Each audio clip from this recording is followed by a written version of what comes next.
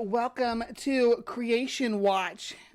Good to see everybody here tonight. If you want to join us live when we do Creation Watch, all you have to do is get up at 9:30 Central Standard Time on Saturday morning, and you can hang out with these fine folks over here, filling up this, well, it's blank because I just switched screens, but filling up my live chat when it goes. Anyway, thank you for joining us tonight in Creation Watch. I hope everybody is doing well. Now, recently I've been bouncing around with some new concepts, but I always get drugged back to the evangelicals.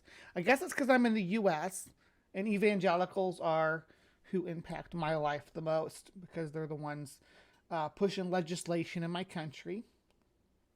And sometimes you wonder you want to get inside their head and get an idea of what they view of how the world's going on. Now, they believe that there's like demonic forces that are actually driving culture. It's peculiar, but to get an idea and understand, you need to look at their propaganda. And I want to do that today because recently I've seen a few people talking about this and doing some clipped coverage of it, but I want to see what you guys think as we go through the whole interview, because this puts some things in perspective for me. Let's just dive right in. Let me know if it's too loud or too soft. Whew. Whoa. Lucifer in the flesh. Do you know how many journalists would kill? Wait, you probably do. First, I want to say thank you to agreeing to this interview, because I know you are a very, very busy person. Yes. I usually like to fly under the radar, but I figured. I gotta say, the FX here, pretty high quality. The hands was a nice touch. They didn't even need to do the hands. Just the head was, good enough. But they put a lot of production into this. Somebody came in and professionally put this mask on this gentleman for this interview. Since I'm already on the campaign trail, why not? Okay. He's on the First, campaign trail. Let's talk about your reign. Hint, hint, the Democrats. Now, you've had a fairly long one. What would you attribute to your success and popularity? Oh, that's easy. Every generation is the same. I appeal to their lust and ego. I offer all the sex, wealth, and fame a person could want. Do as thou wilt has been my campaign slogan from the start. And my campaign platform hasn't changed either. I run on the same three issues. What is the idea that Satan is even? Yeah, where does that notion even come from? That he's like campaigning for our souls? Does Satan really care that much? Issues every generation: lust of the flesh, lust of the eyes, and pride of life. Okay. Pride of life. Okay. When you say lust of the flesh, what exactly do you mean? Come on now. What do I mean? Isn't it obvious? I just use humans' own innate physical desires against them. Your own biology is weaponized against you. What a toxic system. Good job, God. And since sexual desire seems to be the most powerful, I usually run with that. Now, I didn't create sex, but I must say I've done a superb job at perverting it. Take pornography, for example. Well, you should know a lot about this one, Ivan. Weren't you addicted to porn? He's like calling out the host. This interview is about you, not about me. Can we get back on subject? Yeah, he does. He sounds like they made him sound like who's the guy with the hat and the skull and the skeleton painted face. In hoodoo and I think voodoo too. You know what I'm talking about? Papa or some. It's anyway. Now, where was I? Oh, yeah. What I do is gradually get someone addicted to porn. And once lust has had its full work and he and she can no longer restrain themselves, they usually look to act out their fantasies on someone.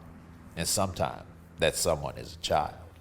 Oh. Now, So directly, like no in between there, porn leads to that. That's the only place that it can lead to is oh my gosh, attacking a child. Yes, if you watch porn, you will attack children. my plan plays out perfectly. That abused child will eventually turn to a life of promiscuity and perversion themselves, allowing me to continue my vicious cycle. And here's the kicker. Many of those abused girls end up right in the porn industry. Now, how's that for irony? The second thing you had mentioned, I believe, you said lust of the flesh, lust of the eyes. Can you elaborate? Humans are never satisfied. You always crave more. Bigger house, bigger car, more money, more power. The list goes on and on. I just take their natural ambitious desire, pervert it, and use it against them for their own destruction. My plan is to allow them to never be content. As long as I can keep them craving what others have. See, you can't get me, Satan, because I crave bugs. Bugs. Nobody else is after that. That's just me. So, how you going to tempt me with bugs? I'll spend all my money on bugs. That's what you're going to do? Surround myself with bugs? I want a butterfly dome. Can you make that happen? Let's talk. You're offering things that I crave, lust of the eyes or whatever. I can depend on them to argue, fight, even kill to get it. Humans are so easily tricked into jealousy. And you know what they say. Jealousy is as cruel as the grave. Yes, I have heard that before.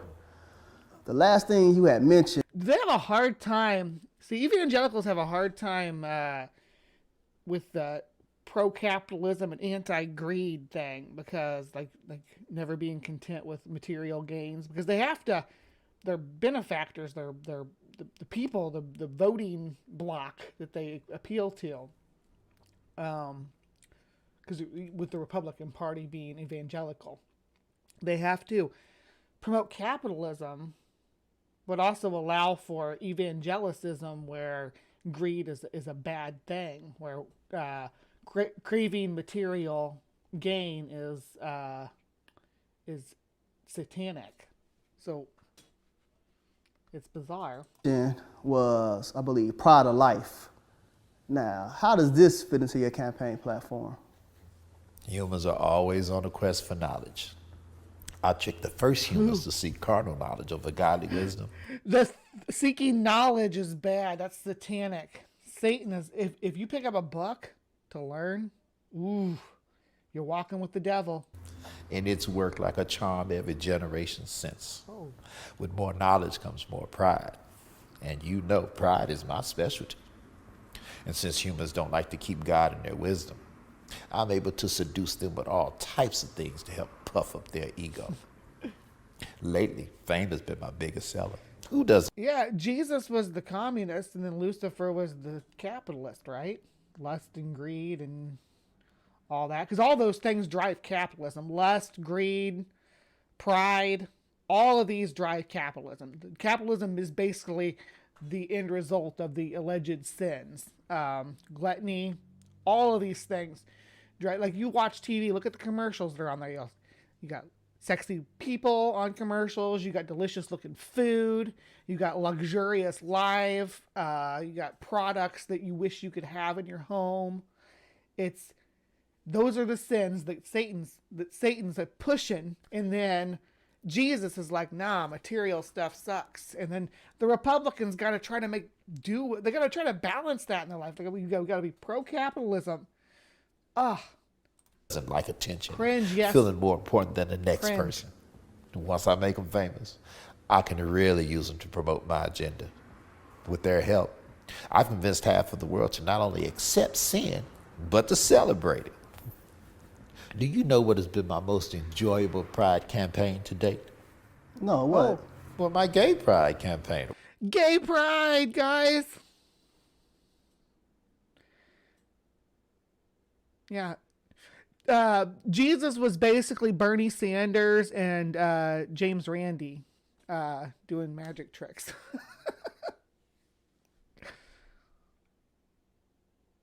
Of course.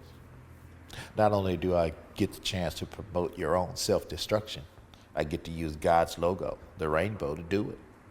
Love is love, right? God's logo is the way that light diffracts through crystalline structures.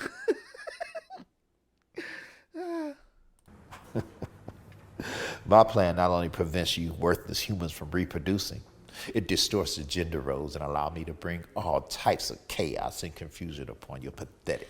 Not everybody needs to reproduce, though. We don't know all of us reproducing is not beneficial to the economy, to the ecology. Yeah, just on the global scene, we need to reduce our population, not keep growing it. Societies. It's been so successful, I've got men convinced they're women, and women convinced they're men, and some convinced they're no gender at all. And I've got 2 more Pride Initiative campaigns I'd like to introduce in the near future. Oh, prediction. I haven't watched this through. I just watched the clips of other people playing this. I'm imagining that he's going to talk about maps, which is not part of the LGBTQ. And then yeah, like probably beastie stuff. Probably gonna link that to furries too. Oh my God, I seen Ben Shapiro freaking out about that guy that got the dog suit, the expensive dog suit to go out and play with dogs in the park as a dog, and Ben Shapiro freaked out about it. That's like transhumanism. Yeah, Reagan's got the same thing in mind that I do. Really? I'm guessing you probably want me to ask you what they are, right? Well, first, it's abortion pride. Oh. Now, I think we can pull this off. Society is definitely ready for it. I've enlisted to help a Planned Parenthood to work with marketing and promotions. Planned Parenthood is the devil. Did you guys hear? You heard it here. Heard it here first. It is Planned Parenthood is a demonic entity. Yeah, they act like that. They always act like that. That's all that Planned Parenthood does. That's like a tiny portion of what they do, and only in extreme circumstances, when it's necessary, right? They don't. They also do contraception. They do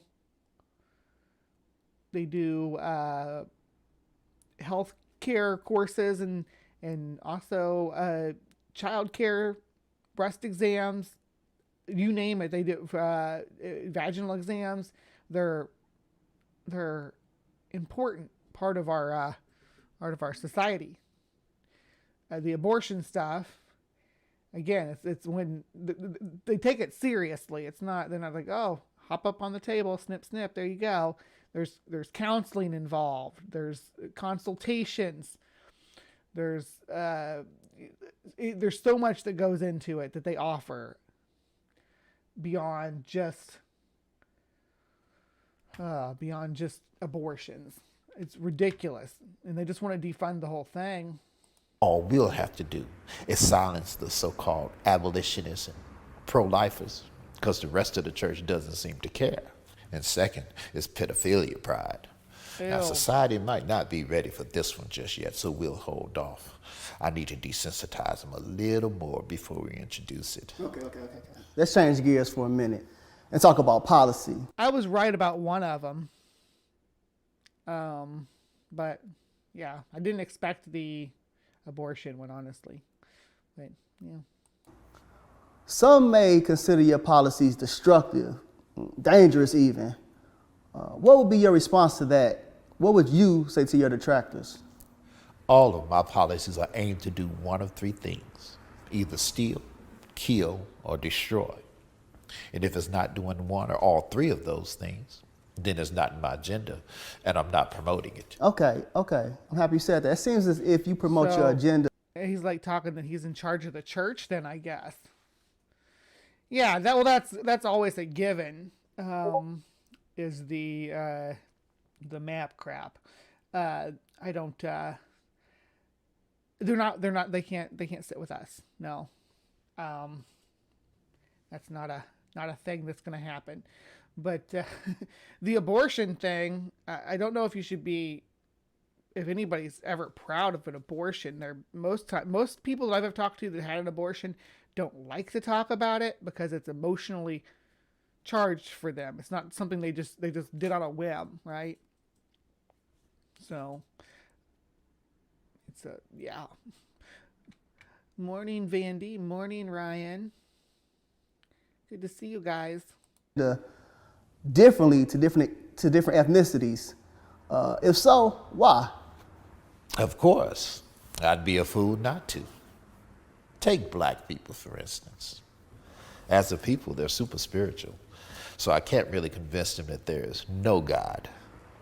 What I have been able to do as of late is convince them that he's not the God of the Bible. Now, I've been real successful at promoting black consciousness and Islam in their communities. I'm so happy you mentioned black people. Islam's the devil too. Even though the devil exists in Islam, Shaitan exists in Islam and is a negative character. See, this is the problem with the taking the position that my religion is real and everybody else's is the devil. Because you got to also make people using the same book that you're using, just with a different interpretation of them and saying, oh, that's the devil right there. It's bizarre to me. It seems as if we've been at the very top of your agenda for quite some time. Why is that? A few reasons. Black people help me reach the masses. Now, as you know, I was over music in heaven. My beats were so dope, I got over a third of the angels to follow me.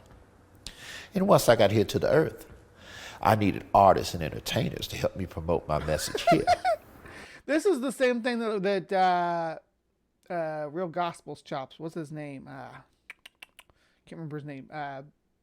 Real Gospel Chops, though. Gerald. Yeah, that's his name. I had to remember it. It's the same stuff he says about the music industry. They love to promote this notion that the music industry is all demonic. Who better than black people? Black people possess all the natural rhythm and music ability that I need. And so he's like a race realist argument here. Interesting.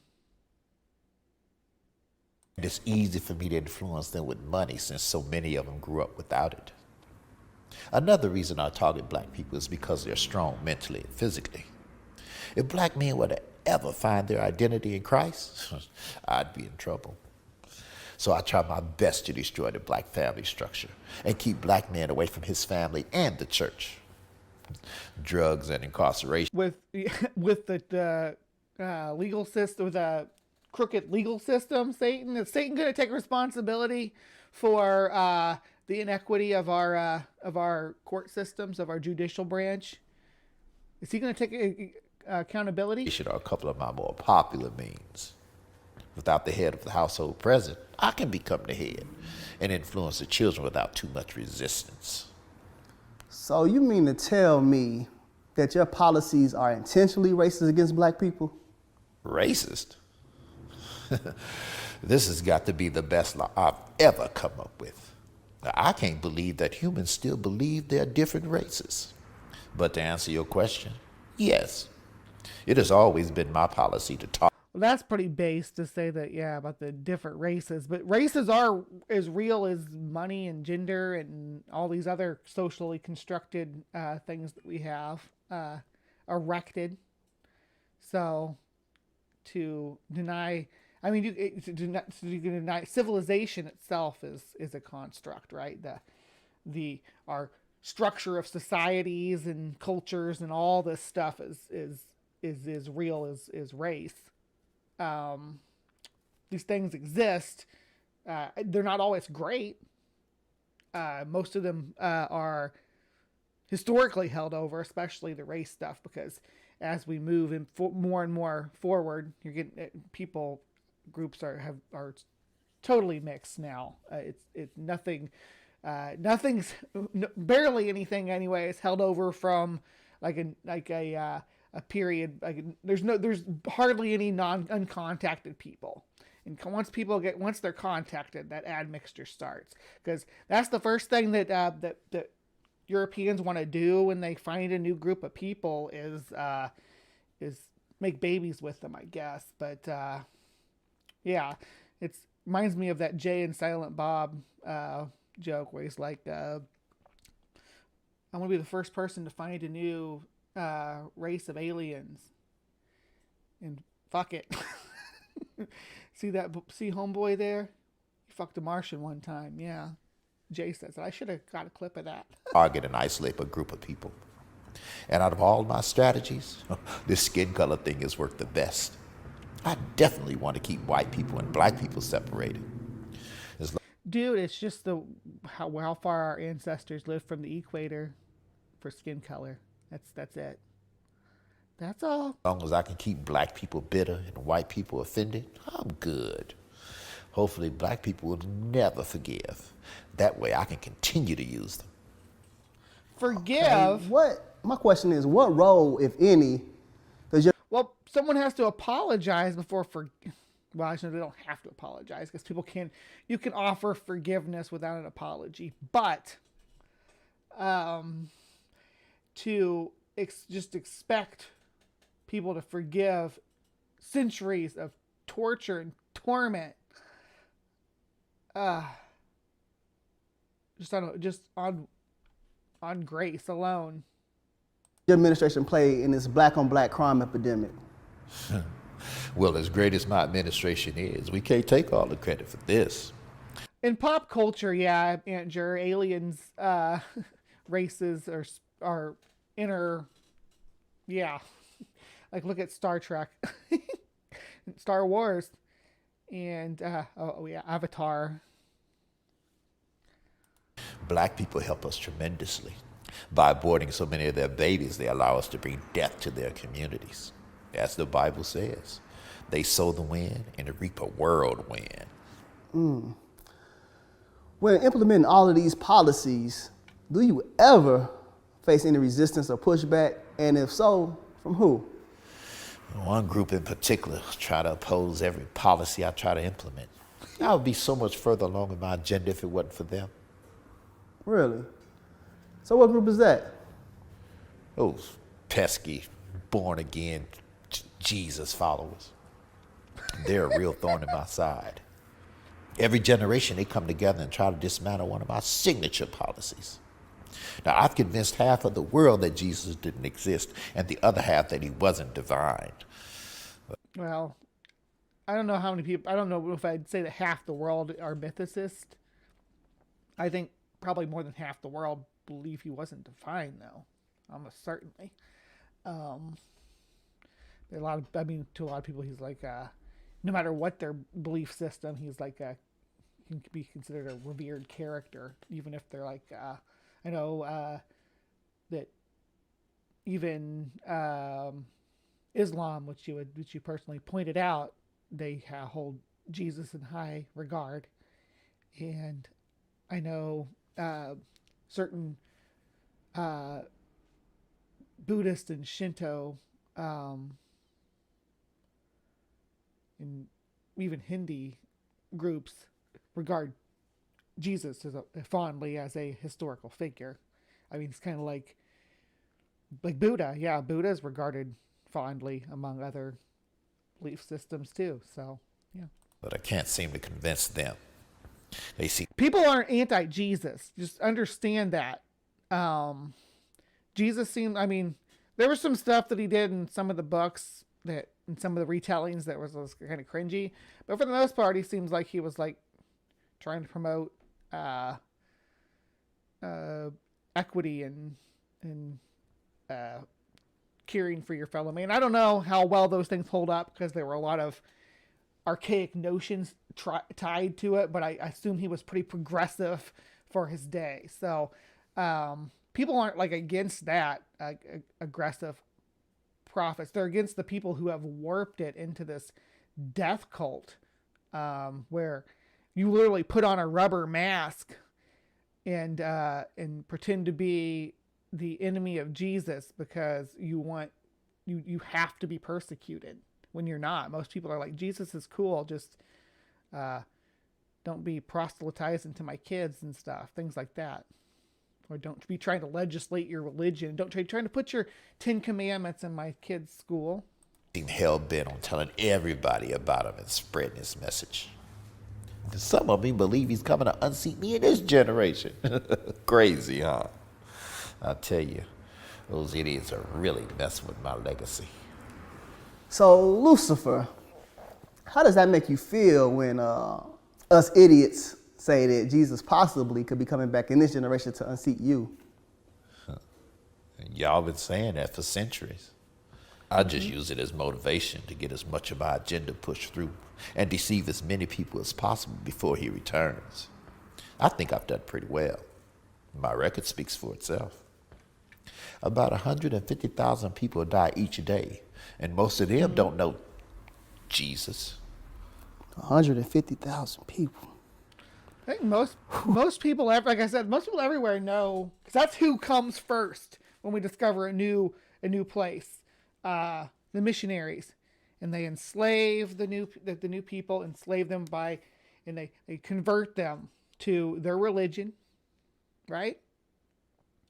And then over time they do this to the indigenous people. They put them on reservations too, but places like Haiti, where the revolt happened before they really got their hooks into them, we get like this cool amalgamation of Catholicism and ancient, pretty lost African culture. It's very involved and interesting to look into. I should probably do a creation watch on that sometime, but I don't want to feel like I'm targeting indigenous people's belief systems. But I do like to talk about them, like the reptilians and stuff like that. There's all sorts of cool concepts. Well, I guess I did talk about the Bruja, which is like Santeria, and that's been a while ago though. Anyway, let's continue on with Satan. Well, you know what? This concludes our interview. I want to say thank you for open, honest, pretty frank discussion with me. Is there any last words you would like to leave with our viewing audience? Yes. I'd like to take this moment and give a special thank you to two groups of people. First, I want to say thank you to all my followers. You are the hands and feet of my administration, and we could do nothing without you. Keep up the good work, spread my message. And second, I'd like to say thank you to the divided church. I love the way you argue and use your passions to fight amongst each other. Keep up the good work. There's really no rush to tell people about Jesus. You all have plenty of time.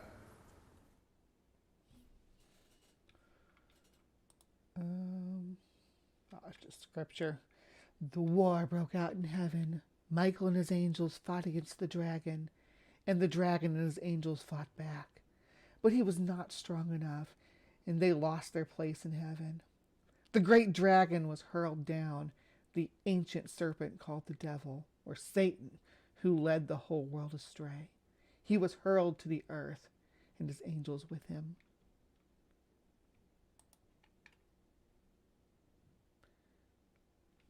Is there a second verse? Yeah.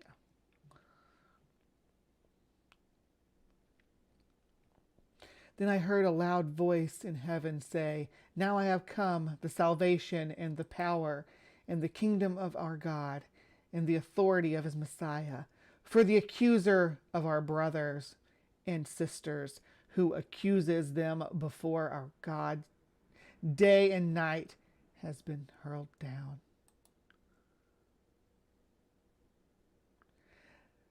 They triumphed over him by the blood of the Lamb and by the word of their testimony. They did not love their lives so much as to shrink from death.